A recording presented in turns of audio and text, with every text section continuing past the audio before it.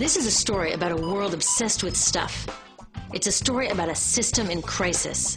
We're trashing the planet, we're trashing each other, and we're not even having fun. The good thing is that when we start to understand the system, we start to see lots of places to step in and turn these problems into solutions.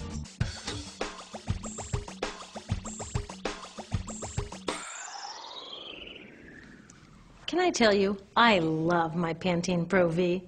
Of the dozen or so personal care products that I use every day, it's the one I can't live without. It says it gives my dull hair the ultimate cool shine.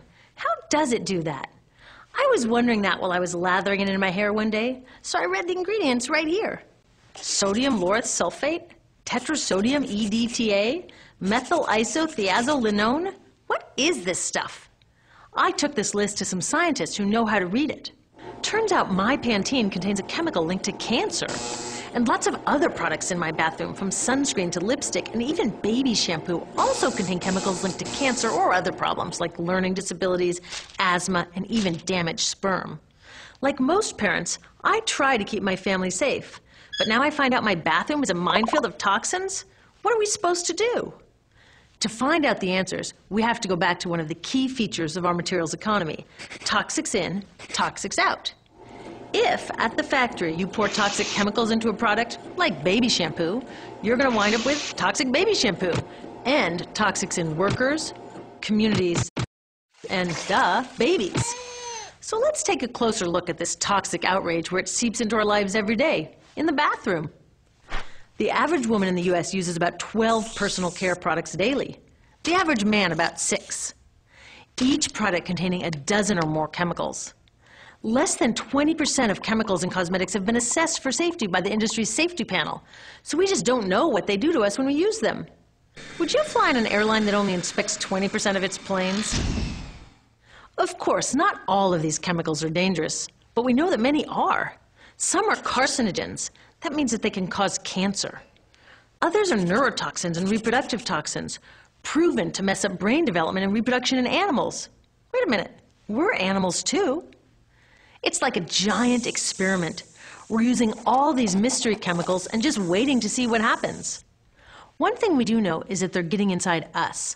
I had my body's toxicity levels tested, and I'm loaded with things like mercury, flame retardants, triclosan, and lead. We all are. Even babies are being born pre-polluted. Now, I know we can't live in a lead-free world, but do we have to put lead in our lipstick? I don't know. Maybe it's my fault. Maybe I just bought the wrong thing. At the store, the choices seem endless. I can get lipstick in 49 shades, or shampoo for hair that's too dry, oily, fine, limp, or frizzy. But what about the choices that really matter? Like the choice to buy products that are safe?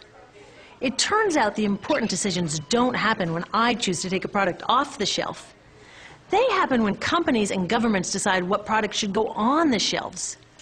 So who are these companies? This is Procter & Gamble. They're the ones offering me Herbal Essences, the #2 shampoo in the country. It contains toxic petrochemicals made from oil. Since when is oil an herb? On cosmetics labels, words like herbal, natural, even organic have no legal definition. That means that anybody can put anything in a bottle and call it natural, and they do. I mean, can you imagine a top seller called Petro Essences? Gross. What's even nastier are hair relaxers marketed to 5-year-olds and skin whitening creams. These are super toxic, both in their ingredients and in the message they send about what beauty is. Oh, here's Estee Lauder offering me a chance to help find a cure for breast cancer. That's nice. But wait, they're also using chemicals linked to cancer. Don't you think the best way for Estee Lauder to fight cancer is to stop using those chemicals in the first place? So really, I get to choose between meaningless claims on a bottle. But these guys get the real choice about what goes into those bottles. And that happens back here, at the factories where they're formulated. Why do the makers of these products use all these toxics? Are they trying to poison us? No, they're just working from a 1950s mindset when people were totally swept up in better living through chemistry. In all that excitement, they forgot to worry about human health impacts. That was years ago, and they are still using these same old toxic chemicals. Today, big cosmetics companies say the doses of poison in their products are small enough to be harmless. Yeah, maybe if you use them once a year. I guess they never get out and see that their products are being used and combined with other products every day. A little toxic dose under your arms, a little more on your hair, on your lips. And workers in nail and hair salons get dosed all day long. So the industry is used to doing things this way, and they can. Because even now that scientists have linked the chemicals they're using to all sorts of problems, there are no laws to get rid of them. You're thinking, really? Come on, nobody's making sure that the stuff we smear all over our bodies is safe? Nope. The FDA doesn't even assess the safety of personal care products or their ingredients. Since 1938, they've banned just 8 out of over 12,000 ingredients used in cosmetics. They don't even require that all of the ingredients be listed on the label. Now, this is an example where we can all agree a little more government action would be helpful. This lack of regulation leaves a huge hole that the cosmetics industry is all too happy to fill.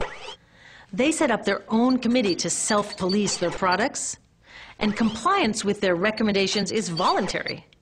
So the cosmetics industry is making the rules and then deciding whether or not to follow them.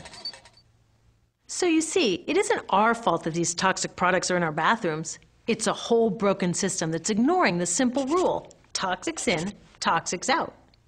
But we're not helpless. There are resources online that we can use to protect ourselves by identifying the best possible choices in the store.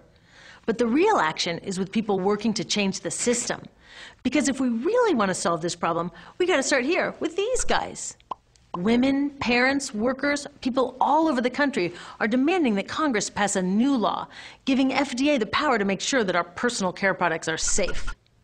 We need common sense laws based on the precautionary principle. That means that when you're dealing with hazardous chemicals, just err on the side of caution.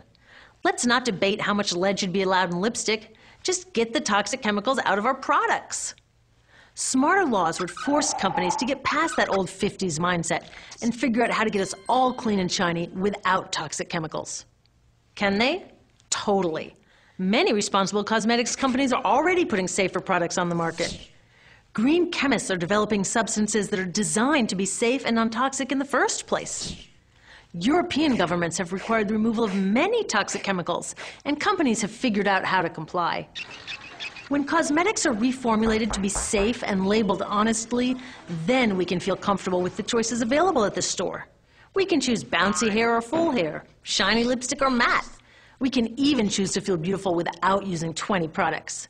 But we'll know that whatever we choose, the most important choice, the choice to be safe and healthy, has already been made.